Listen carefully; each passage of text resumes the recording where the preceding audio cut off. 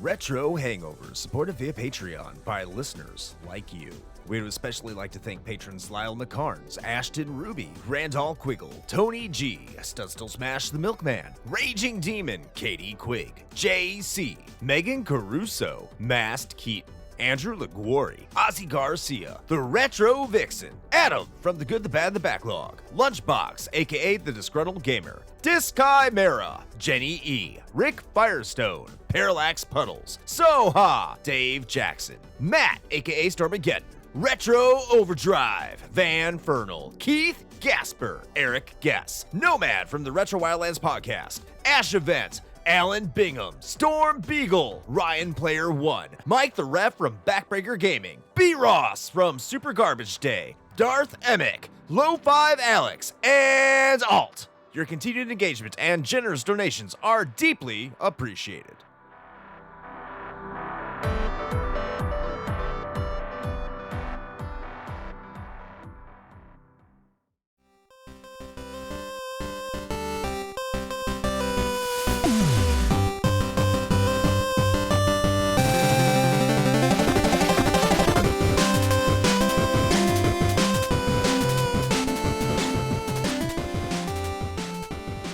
Welcome to The Flight, a consumable curation of champions and catastrophes that is considerate of your chronometer. It is I, Chris Copleen, your humble trash man. I am trash because I am sitting in the bottom of a bargain bin, much like the games that we are talking about today. And you know what? Not everything that costs little has small value. In fact, these games have tremendous value, the biggest value, the best value. Believe me, I've been told. And to help me out with this today, it is your Dick Dragon, your bargain Dick Dragon, Ooh. Shane Koski. How are you doing today, Shay? Pretty good. I guess like the dollar store Dick Dragon? Is that what we're going with? Ooh. Yeah, I like the alliteration. Yeah. Dollar General Dick Dragon. There we go. Yeah, actually, I like that one better. It's got a sense of pomp and circumstance to it with the word general. I like it. Yep. It comes with the side of crack and meth as well. So we will be getting into what games we think are cheap and good. But I want everyone. I won't say this. Shane, we had a little conversation off mic here because I know you're not a collector. I am not. So can you get into your definition of what you will be defining as bargain bin for this? Sure. Yeah. So, I mean, there are several different permutations of the definition of bargain bin, right? I mean, some people think of it as sort of like the B tier games that are not made by, you know, your big name development studios, the things that don't have quite the same level of polish, that are like, you know, usually half price even when they're at full price, you know, so they got released at like $30. And I think that's a valid approach. The way that I'm taking this one is it's not necessarily that, it's more, these are games that you could have, or perhaps still can in some cases, find quite literally in a bargain bin for, you know, maybe $5 or $10 now, or even years ago. They could have been made by AAA studios or something like that. Maybe not. But I'm not relegating myself to just that sort of like B tier category. Though I will say, interestingly enough, I think the majority of my list still kind of fits into that. So I'm somewhere in that realm. I'm not talking from the hardcore physical collector's perspective, which I think Chris is kind of coming from that angle a bit more than I am, I think. Yes, I am, and I'm going to define that really quickly because this topic was recommended by Ozzy Garcia, who I also know is a feller. Who is also He sure is a feller. He's a feller. Who I know is also a collector of the video games, and I think is slowly trying to get out of it through the Polymega, which I want to check out. He's been sharing his adventure through the Polymega over in our Discord, but he suggested through his topic that it'd be less than $10 complete in box. and that was a challenge looking through my collection. So that is what I will be doing. I initially considered doing some loose games in the case of the Nintendo Entertainment System and the N64. However, I found enough games that were under $10 that were also complete in box. But the reason I was going to initially consider those is because Nintendo and N64, and for the fact of the matter, Super Nintendo games, they have those cardboard boxes. So as soon as you get into the complete in box territory, it becomes just financially ridiculous. So I don't think that would have been fair. However, that's kind of your primer. I'm not going to include any of those games in there. Also, I took my values based off price charting. I took games that were in my collection and games I have played. And if they're not exactly under $10, they will be plus or minus within 5% of that value that I'm going to be talking about today. So there's my hardcore collector brief for all of you. That's the perspective I am coming from, which I think is fairly balanced. But I think before I talk your ear off about collecting, because I have done that too many times in the past, I'm going to kick it back over to Shane for our number 5. So Shane, why don't you let us know what your number 5 pick for Bargain Bin Games is today? Number 5.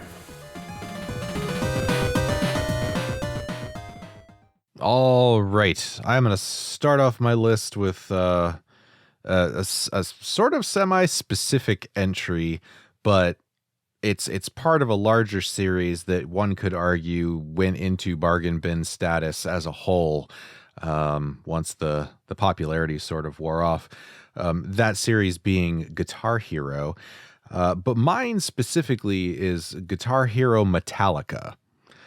So a lot of, at the height, right, of the plastic instrument craze, not only did we have the mainline Guitar Hero games, as well as Rock Band and some other less successful takes on the thing, like Band Hero or DJ Hero or whatever the fuck else, but they had several, like, sort of offshoot games or that were like specific to certain bands. Like there was also Guitar Hero Aerosmith, for example.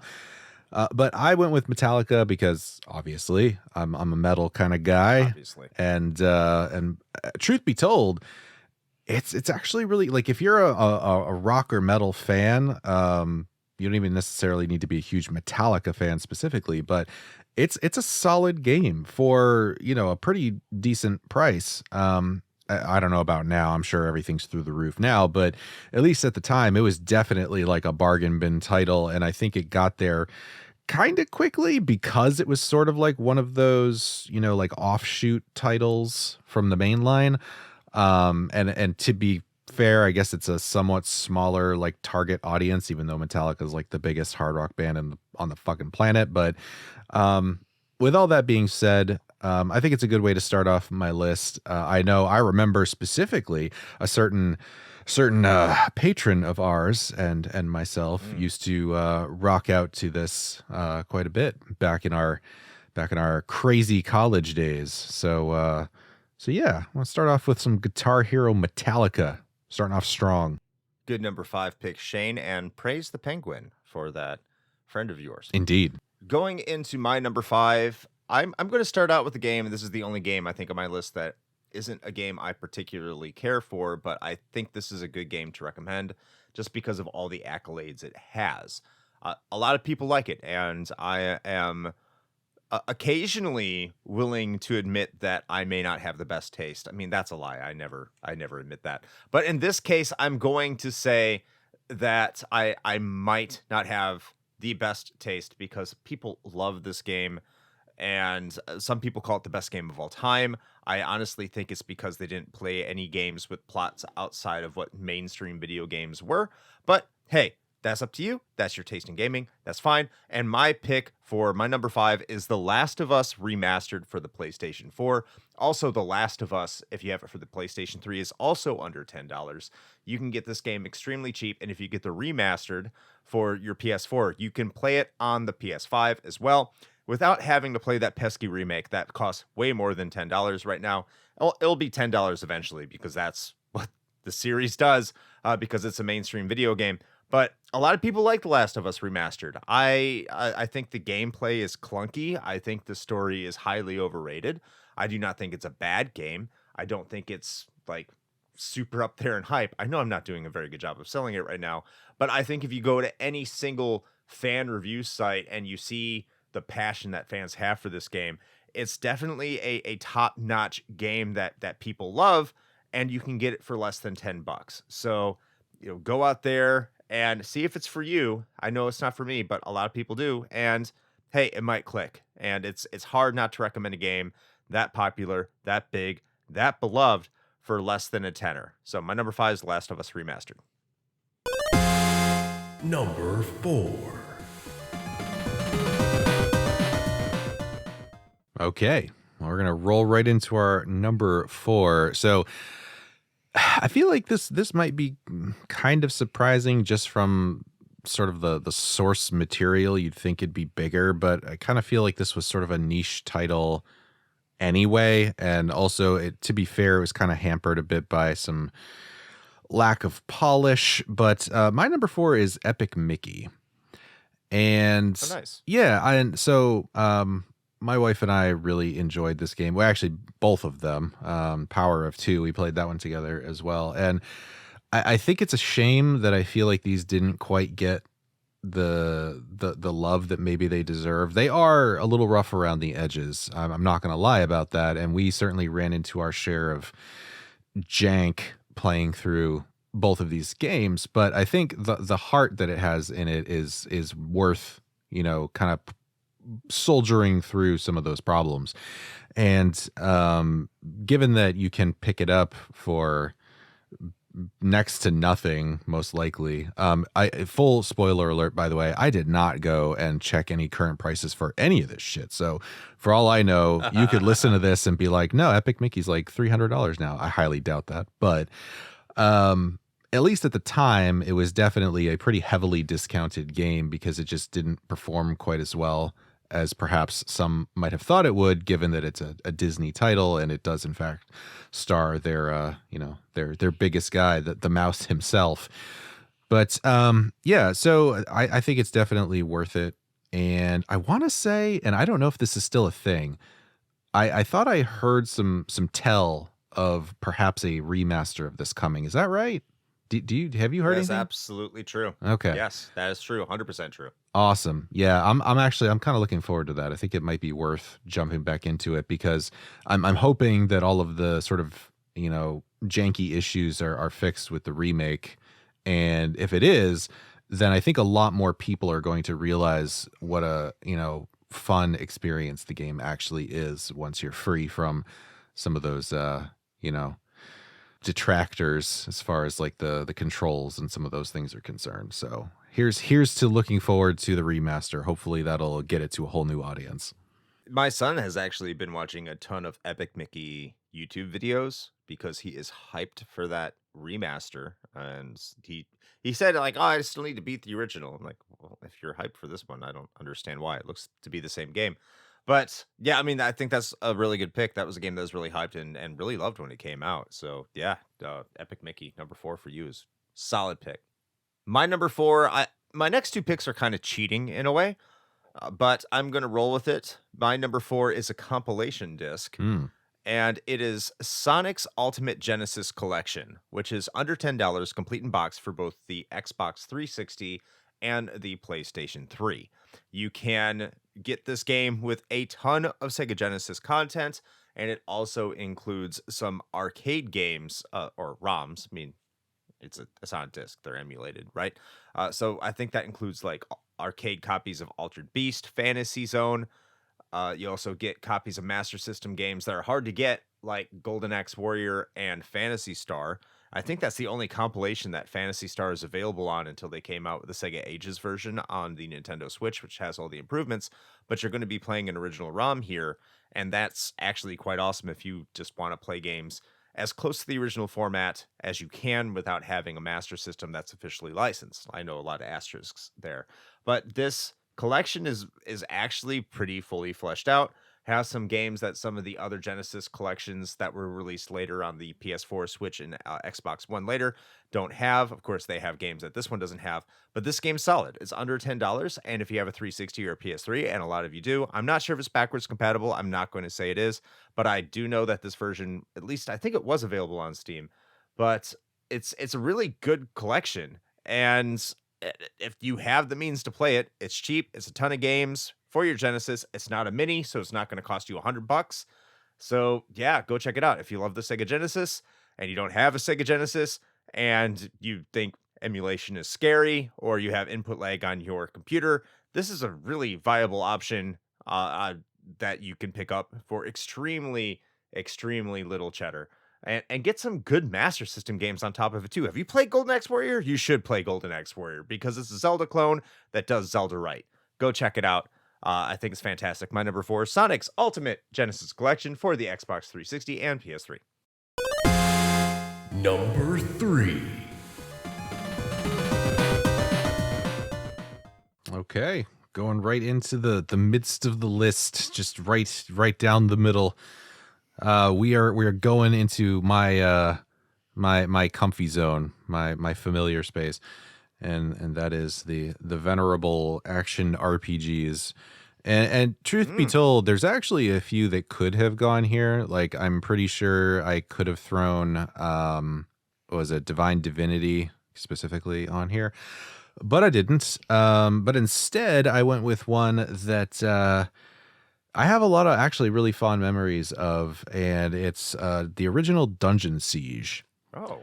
And it's kind of like, I guess the best way to describe it is it's sort of like a B tier Neverwinter Nights mixed with Diablo, kinda. I don't know if that really does it justice, and the reason I say B tier is because this is one of those games that I feel really fits into that sort of like bargain bin gem category, because it does not have the same level of polish as something like, whatever, Diablo 2 or, some of those bigger budget titles. It never did. It always had that, and this is my favorite word for this, and I'm sure there are other synonyms, but I don't care. I'm just going to keep using it. But it does have that certain level of jank to it that, it's not so egregious that it makes you want to quit playing, but it's like Skyrim jank, where it's like it's sort of endearing, kind of. Would you call it a jank ne sais quoi? You know what? I would a little jank sais quoi. Yes. Yeah, there you go. I like that. But yeah, so I actually played the campaign of Dungeon Siege all the way through at least twice. I really like it. There's something about it that just really clicks with me. And actually, it's funny because doing this list today in preparation for the recording, I put this on here, and there was a not insignificant part of me that was like, I should really reinstall Dungeon Siege. But then I was just like, no, I don't have time for that right now. But at any rate, it's definitely a quality action RPG experience. It's got a pretty solid campaign, and it was at least extremely reasonably priced. So definitely worth your time if you're into that sort of thing. All right, my next up is my number 3 is a game I actually got with Shane with me. Ooh. Interestingly. And he'll probably remember the story. And you can get the original version of the game I'm about to say for also less than $10. It's a PS2 game.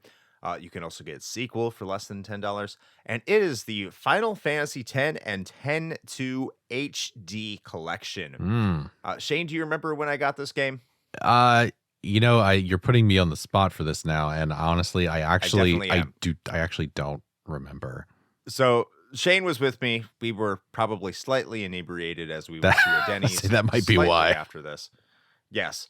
This was at one of Tiger's Jack's arcade events. I think that's what they called it. It didn't matter. It was the fucking arcade party. And it was at the end of the night, and someone who had won one of Tiger's gifts, which was Final Fantasy X and X-2 HD for the PlayStation 3, they left it and abandoned it, and the entire dive bar was empty. So I was like, oh, look, it's Final Fantasy 10 and 10-2 HD. I wonder if I should take this. And Shane's like, no one else is here. I'm like, yeah, I'm taking this. So I took it and I went home with it. Oh, so the moral of this story is that I was a bad influence. Okay, got it. No, you were a good influence. It's common sense. If there's a game that's sealed and sitting there and no one is going to claim it, and like the entire bar was empty. I just want to clarify this. Me and Shane and a couple other people cleared out the bar that night before we went to Denny's and had pancakes. So I wanted to make sure that, like, before I claimed this game that was handed out by Tiger, that everyone else was gone, and they were. So I grabbed it and went to my car next to the Folgers Coffee Factory before I took my ass to Denny's. And that's how I got this game. And you can also get this game for super cheap. Maybe not that way, but you can, like, the 10 and 10-2 HD collection is regardless of what you get it for, whether it be Switch, PS4, Xbox One, PS3, there's like a million ways to get this collection now.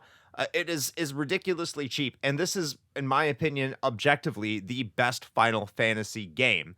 It's my second favorite in the series behind Final Fantasy IV. It might be third favorite now behind Final Fantasy V. I'm still like wrestling in that around in my mind, but it's a fantastic game. If you haven't played it, it has a lot of modern conventions without getting too old school and not being too modern. It's not like your action RPG like the modern Final Fantasies are. So if you like RPGs and you want to spend a little bit of money and get the best game in the premier series objectively, then yeah, do you owe it to yourself to go get this collection? Does it have like graphical effects that might be a little off compared to the original? Sure. But you can, like I already said, you can get the originals on the PlayStation 2 for also dirt cheap if that's what's really floats your boat. But if like, hey, this is a little bit upgraded, it's a little bit more accessible, go get yourself the Final Fantasy 10 and 10-2 HD collection for your library. See, all that story reminded me of is, do you remember when we used to have the stamina to close down the bar and then also go to Denny's after? I can't even imagine doing that now. Yeah, I don't either. I don't know how he did it. I don't know. I have no idea. Because it closed down at what, 2:00 in the morning? Yeah.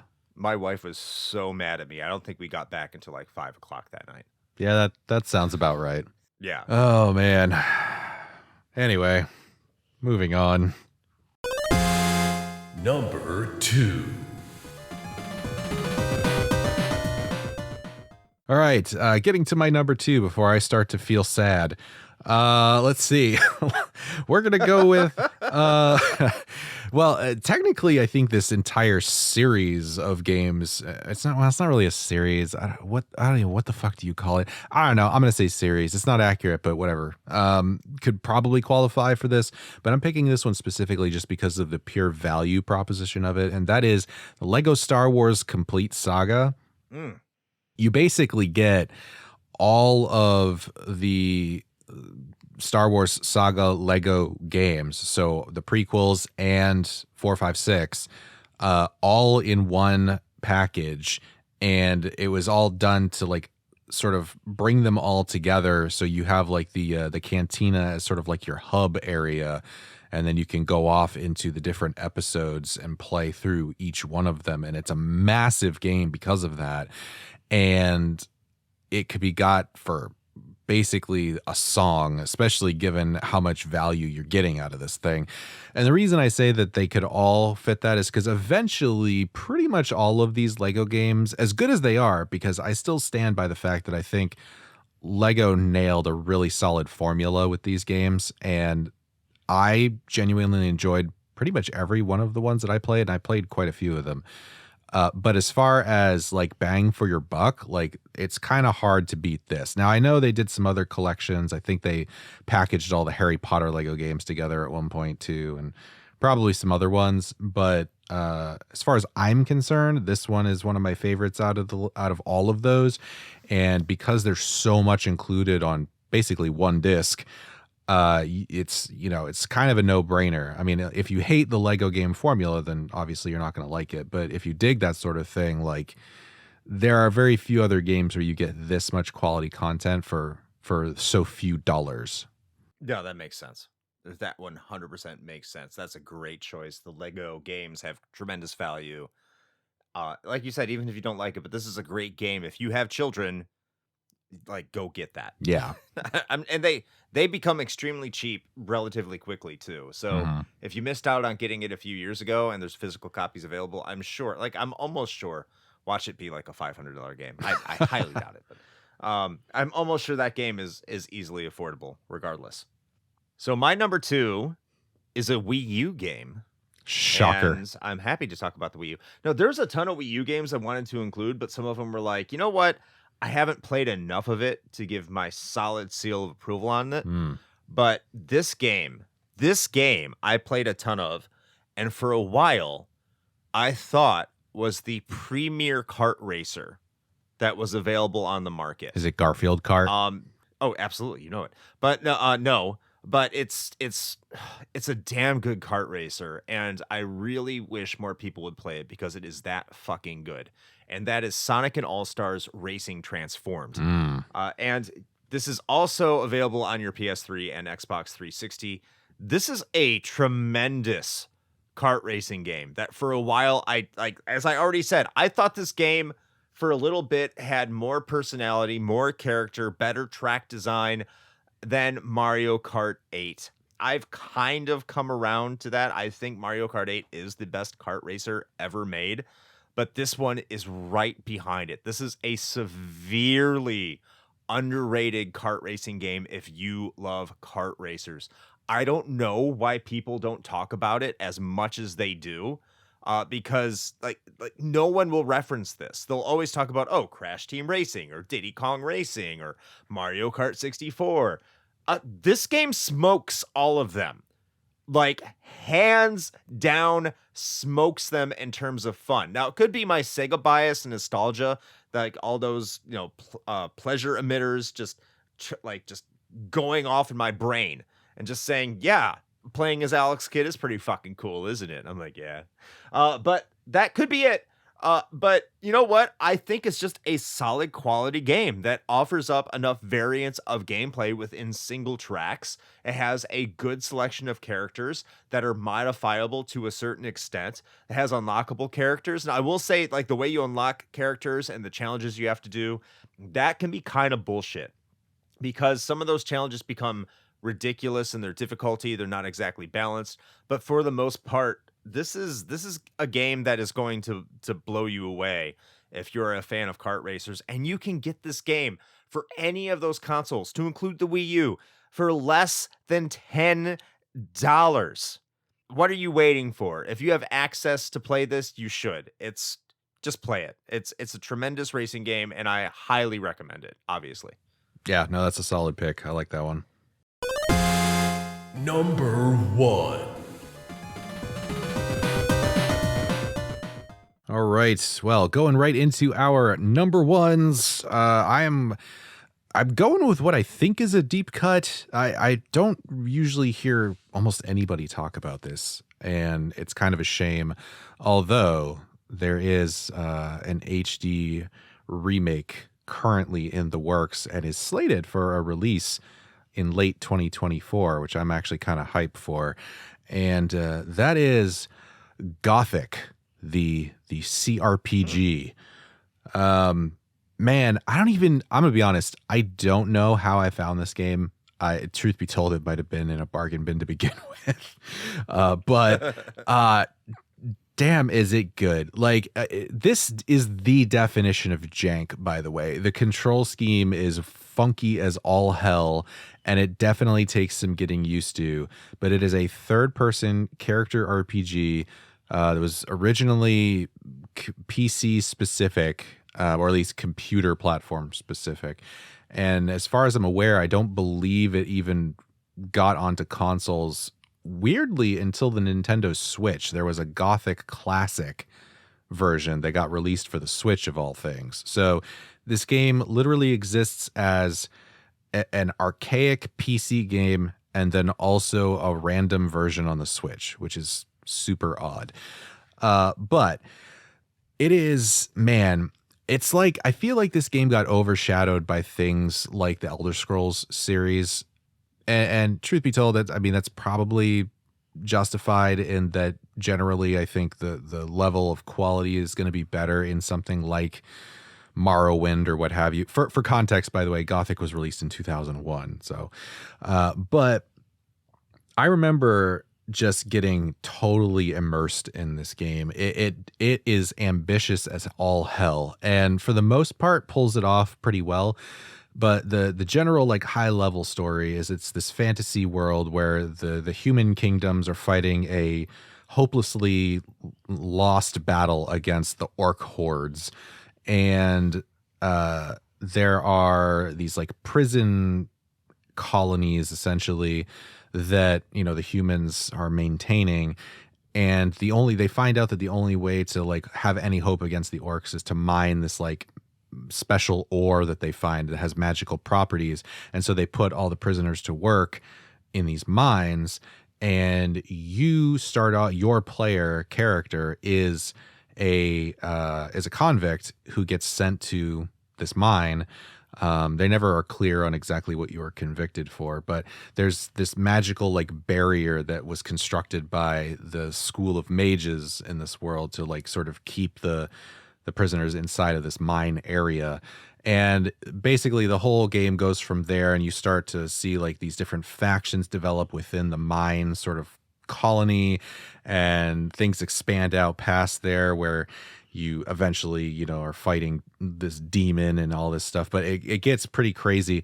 But the intricacy with which all of these systems were put into play in this game is just fascinating, especially for the time, where it was very specific, like down to the point of like, hunting animals in the forests, like was your first primary way of gaining character experience, and then gathering like meat and materials from them. You could then go and cook it, and it would give you better HP bonuses for actually cooking things, and like you could learn different skills. And that sounds very like passé now, but back then in 2001, especially for a game that was made by almost no name, well actually at the time was really a no name developer, because this series, there were 3 Gothic games if my memory serves me correctly, and then there were the Risen series, and they did one other thing after that, but the developer was Piranha Bytes, and these were literally the only games they made. So like they were basically completely unknown, and they came out of the gate with Gothic.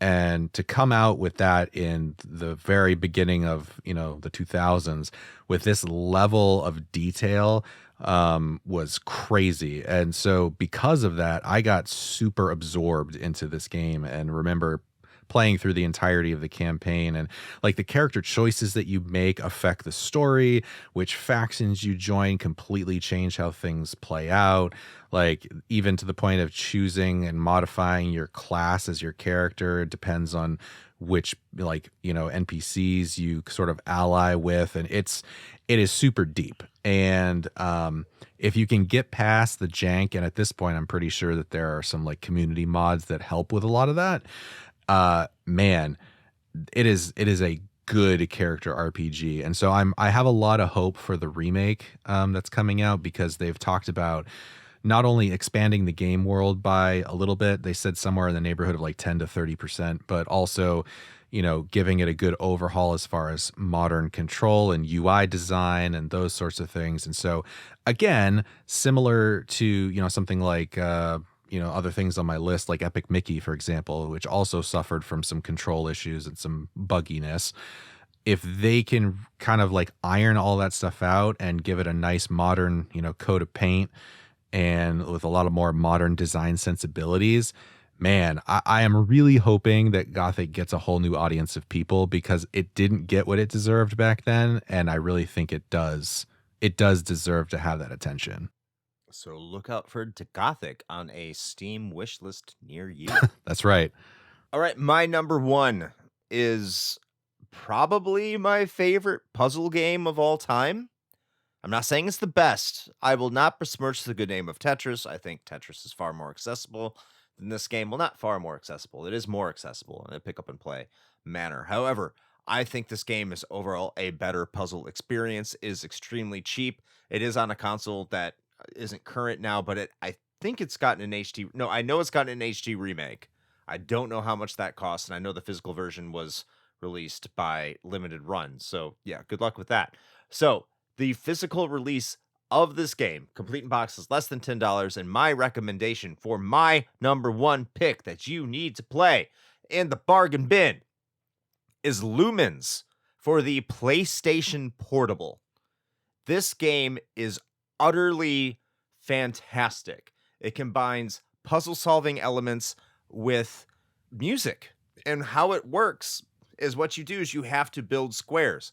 And once you get 4 squares to make 1 square, or of course you can stack them differently to have connecting squares, stacked squares, whatever the case might be, that you get from pieces that have different colors that you come in 4 pieces and you put them down to make other squares, and the entire time a bar is going across your screen in rhythm with the music, and once that bar passes those completed items that make up squares within a single color block, they combine for chains and they combine for points, and it's highly addictive. I can't exactly describe it. I can't put it in words, but it's a brilliant game. It's one of the few puzzle games I've actually beaten to completion, because this is a game I absolutely played the hell out of. It's a tremendous amount of fun for anyone who likes music, especially in the more house or techno kind of music genre. This is right up your alley. It's a beautiful game. It's what sold me on the PlayStation Portable, and it's what kept me hooked and kept me believing in the system, even when the Nintendo DS had my attention already. This game kept dragging me back. It's the game I took with me to work. It's the game I would take with me on flights when I worked in airplanes and I would fly around and stuff. This was the game I'd be playing when I had nothing else to do. It's tremendous. And yeah, right now, according to the collector's market, according to price charting, it's right there at that $10 level, complete in box. And this is a game that I think any fan of the puzzle genre should play. It's that fucking good. So my number one pick is Lumens for the PSP. Dirt cheap, in the bargain bin. Please play it. Nice. For some reason, my mind went immediately to Puzzle Quest. I thought you were going to say Puzzle Quest. No. I mean, Puzzle Quest is fine, but no. I like Puzzle Quest. I have beaten that. It's just way too long. Yeah, that is true. It does kind of overstay its welcome. Yeah, that's the way to put it. All right. Well, hey, there we go. There are our top 5 picks for best quality bargain bin titles. And of course, there are plenty of other ones out there, but as far as we are concerned, these are maybe not the best 5, but definitely right at the top of the pile. No pun intended, perhaps. So with that, we hope you enjoyed this list. And if you would like to contribute to these here flight episodes, either by voting on which topics get chosen, or perhaps just going all in and being able to suggest topics yourself, man, you can do that. And we do make that fairly simple, very straightforward. It's one place. You just got to go to our link tree. So head on over to linktr.ee/retro hangover, and all of the buttons will be there, just waiting for you, just in anticipation of you gently caressing them with your fingertips. And push that button. That's right. And maybe if we get enough people signing up, we'll start an ASMR channel or something. Who knows? Please don't hold me to that. But anyway, please go check that stuff out. If you'd like to support the show in that sort of way, then you can check out our Patreon or perhaps our merch store. You can also see our socials on there, as well as our YouTube channel and also the twitch.tv space where we go on and occasionally we play video games and are sometimes maybe kind of okay at them. So Chris, if people want to see mediocre gameplay with arguably better conversation, where can they go? Hell. Oh, Or you all can right. go to twitch.tv. Yeah. Or you can go to twitch.tv/retro hangover at 9 p.m. Eastern time on Sundays. And you know what? Join us there because we have a great conversation with our tremendous members of our community. And we love all of them. In fact, I give them all shout outs when they show up, if I can remember what shows they're on, if I'm sober enough.